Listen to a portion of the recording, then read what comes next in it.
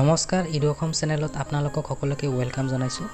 আজি এই ভিডিওটিত বীৰ কথা প্ৰজেক্ট 4.0 যিসকল ছাত্ৰ-ছাত্ৰীয়ে পাৰ্টিসিপেট কৰিছে সেইসকল ছাত্ৰ-ছাত্ৰীৰ বেষ্ট এন্ট্ৰি স্কুলে কেনেকৈ মাইগভ পৰ্টেলত আপলোড কৰিব সেইটো মই আজি এই ভিডিওটিত দেখুৱাবলৈ চেষ্টা কৰিম।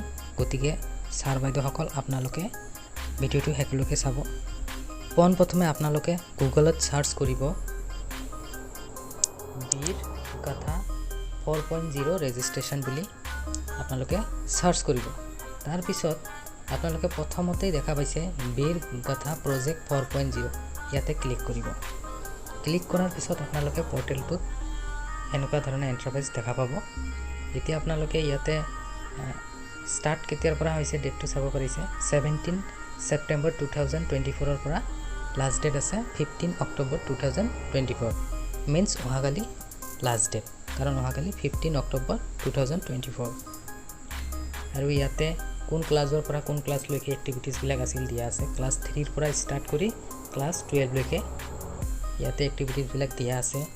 প্যাৰাগ্ৰাফ, poem, painting, drawing, suggestive topics বিলাক দিয়া আছিল। তো যিসকল ছাত্ৰ-ছাত্ৰীয়ে পাৰ্টিসিপেট কৰিছে সেইসকল ছাত্ৰ-ছাত্ৰীৰ কেটেগৰাইজ আপোনালোকৰ বেষ্ট এন্ট্ৰিটো পৰ্টেলত আপলোড কৰিব লাগিব। এতিয়া আপোনালোকে কেনেকৈ আপলোড কৰিব? প্ৰথমে আপোনালোকে ইয়াতে ৰেজিষ্ট্ৰেচন কৰিব লাগিব। আপোনালোকে ইয়াত দেখা পাইছে সাবমিট ইউৰ এন্ট্ৰি বুলি, ইয়াতে প্ৰথমে ক্লিক কৰিব।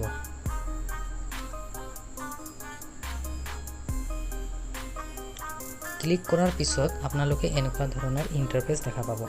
এতিয়া ইয়াতে কৈ আছে লগইন টু ইউৰ মাইগভ একাউণ্ট। যদি আপোনালোকৰ মাইগভ একাউণ্টটো আছে তেনেহলে আপোনালোকে ইমেইল বা মোবাইল নাম্বাৰ দি তলত লগইন উইথ ওটিপি ইয়াতে ক্লিক কৰিলে আপোনালোকৰ মোবাইলত বা ইমেইলত ওটিপি আহিব। সেইটো এন্টাৰ কৰি ইয়াতে ক্লিক কৰিলে আপোনালোকে লগইন হৈ যাব। আৰু যদি আপোনালোকে এতিয়ালৈকে ৰেজিষ্টাৰ হোৱা নাই মাইগভ পৰ্টেলত তেনেহলে আপোনালোকে এটা কাম কৰিব পাৰে। আপোনালোকে ইয়াতে তলত লেখা দেখা পাইছে not registered with MyGov account register here, ইয়াতে ক্লিক কৰিব। ক্লিক কৰাৰ পিছত এনেকুৱা ধৰণৰ ইন্টাৰফেস দেখা পাব। ইয়াতে কৈ আছে register with an email ID or mobile number. ইয়াতে আপোনালোকে হয় ইমেইল আইডি নহলে মোবাইল নাম্বাৰ দি ৰেজিষ্টাৰ কৰিব পাৰে।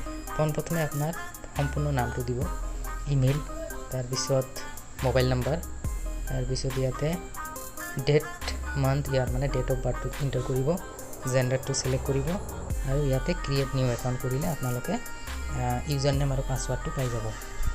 যেহেতু মোৰ অলৰেডি ইয়াতে একাউণ্ট আছে মই ইয়াতে লগইন কৰিম।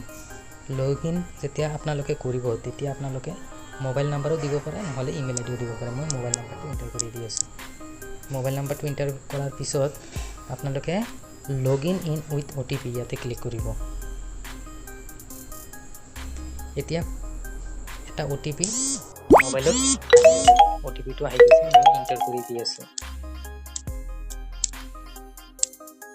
ওটিপিটো এন্টাৰ কৰি দিয়াৰ পিছত তলত সাবমিট বাটন দেখা পাইছে, ইয়াতে ক্লিক কৰিব। লগইন হোৱাৰ পিছত এনেকুৱা ধৰণৰ ইন্টাৰফেস দেখা পাব। এতিয়া পাৰ্সোনেল ডিটেইলছ বুলি কৈ আছে। এতিয়া স্কুলে এইখিনি কাম কৰিব লাগিব কাৰণ এই আপলোড বিলাক স্কুলে কৰিব। এতিয়া আপোনালোকে বা স্কুলে এই ফৰ্মটো ফিলআপ কৰিব লাগিব। ইয়াতে কৈ আছে পাৰ্সোনেল ডিটেইলছ বুলি। এতিয়া আপোনালোকে ইয়াতে চাব টাইপ অফ স্কুল বোৰ্ড, ইয়াতে আপোনালোকে সিলেক্ট কৰিব আপোনালোকৰ CBSE না আপোনালোকৰ নন CBSE। এটো আপোনালোকে প্ৰথমতে সিলেক্ট কৰিব। মই নন CBSE সিলেক্ট কৰিছো কাৰণ আমাৰ স্কুলটো নন CBSE হয়। তাৰ পিছত নেম অফ স্কুল, ইয়াতে স্কুলৰ নামটো লিখিব। ষ্টেটটো সিলেক্ট কৰিব, ষ্টেটটো মই আসাম সিলেক্ট কৰিছো। তাৰ পিছত নেম অফ দা বোৰ্ড, বোৰ্ডটো সিলেক্ট কৰিব। তাৰ পিছত প্ৰিন্সিপাল নেম, ইয়াতে প্ৰিন্সিপালৰ নাম নহলে হেডমাষ্টাৰৰ নাম লিখিব। তাৰ পিছত ইমেইল আইডি অফ প্ৰিন্সিপাল, ইয়াতে প্ৰিন্সিপালৰ ইমেইল আইডি নহলে হেডমাষ্টাৰৰ ইমেইল আইডিটো লিখি দিব। তাৰ পিছত ইয়াতে ফুল এড্ৰেছ অফ স্কুলখনৰ কমপ্লিট এড্ৰেছটো ইয়াত লিখি দিব। কোন ডিস্ট্ৰিক্ট হয় সেই ডিস্ট্ৰিক্টটো সিলেক্ট কৰিব। তাৰ পিছত স্কুল মেনেজমেন্ট, এতিয়া স্কুলটো গভৰ্নমেণ্ট না প্ৰাইভেট। যদি আপোনাৰ স্কুলটো গভৰ্নমেণ্ট হয় তেনেহলে গভৰ্নমেণ্ট, যদি প্ৰাইভেট হয় তেনে প্ৰাইভেট সিলেক্ট কৰিব। তাৰপিছত ইয়াতে মোবাইল নাম্বাৰ অফ প্ৰিন্সিপাল বা হেডমাষ্টাৰ, আপোনালোকৰ স্কুলৰ হেডমাষ্টাৰ বা প্ৰিন্সিপালৰ মোবাইল নাম্বাৰটো এণ্টাৰ কৰিব। তাৰপিছত নেক্সটত ক্লিক কৰিব। নেক্সটত ক্লিক কৰাৰ পিছত এনেকুৱা ধৰণৰ ইণ্টাৰফেচ দেখা পাব। ইয়াতে লিখা আছে you will be able to download the certificate for the activities uploaded through you after 15 October 2024। 15 অক্টোবৰৰ পিছত আপোনালোকে চাৰ্টিফিকেটখন ডাউনলোড কৰিব পাৰিব এক্টিভিটিজবিলাকৰ। ইয়াতে ক্লাছ কেটেগৰীবিলাক দিয়া আছে, চিলেক্ট কৰি ল'ব কোনটো আপলোড কৰিব লাগে, কোন ক্লাছৰ পৰা কোন ক্লাছলৈকে। তো ইয়াতে দিয়া আছে ক্লাছ 3ৰ পৰা 5, ক্লাছ 6ৰ পৰা 8, ক্লাছ 9ৰ পৰা 10 আৰু ক্লাছ 11ৰ পৰা 12। তো 4টা কেটেগৰিছত ভাগ কৰি দিয়া আছে। আমাৰ স্কুলখন যিহেতু হাই স্কুল, মই ইয়াতে প্ৰথমতে 6ৰ পৰা 8 এইটো চিলেক্ট কৰিম, ক্লাছেছ 6 to 8। এইটো চিলেক্ট কৰাৰ পিছত এক্টিভিটিটো চিলেক্ট কৰিব লাগিব। আপোনালোকে যেতিয়া এক্টিভিটিত ক্লিক কৰিব, ক্লিক কৰাৰ পিছত আপোনালোকে poem, paragraph, painting, drawing, multimedia presentation এইবিলাক দেখা পাব। আপুনি কোনটো আপলোড কৰিব সেইটো চিলেক্ট কৰিব। চিলেক্ট কৰাৰ পিছত আপোনালোকে সোঁফালে ৰেড কালাৰে লিখা দেখা পাব অল ফিল্ডছ আৰ মেণ্ডেটৰী। আপোনালোকে এটাও ব্লেংক ৰাখিব নোৱাৰে, গোটেইকেইটা ফিল আপ কৰিব লাগিব।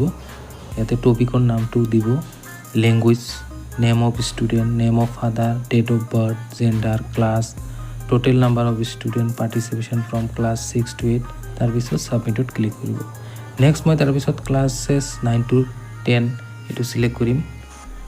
তাৰপিছত আপোনালোকে এক্টিভিটি চিলেক্ট কৰিব লাগিব। এক্টিভিটিত যেতিয়া ক্লিক কৰিব তেতিয়া আপোনালোকে পোয়েম, এছে, painting oblique drawing, multimedia presentation এইবিলাক দেখা পাব। আপুনি যোনটো আপলোড কৰিব সেইটো চিলেক্ট কৰিব। তাৰপিছত টপিকৰ নামটো লিখিব, লিখাৰ পিছত লেংগুৱেজটো লিখিব।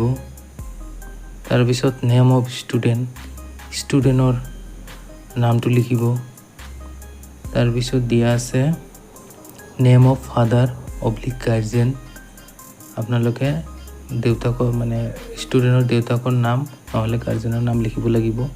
তাৰপিছত ডেট অফ বাৰ্থ, জেণ্ডাৰটো চিলেক্ট কৰিব লাগিব, ক্লাছ দিব লাগিব, total number of student, participation from class 9 to 10, কিমানজন ছাত্ৰ ছাত্ৰীয়ে ক্লাছ 9ৰ পৰা 10 লৈকে পাৰ্টিচিপেশ্যন কৰিছিল সংখ্যাটো দিব লাগিব, আৰু শেষত ছাবমিটত ক্লিক কৰিব লাগিব।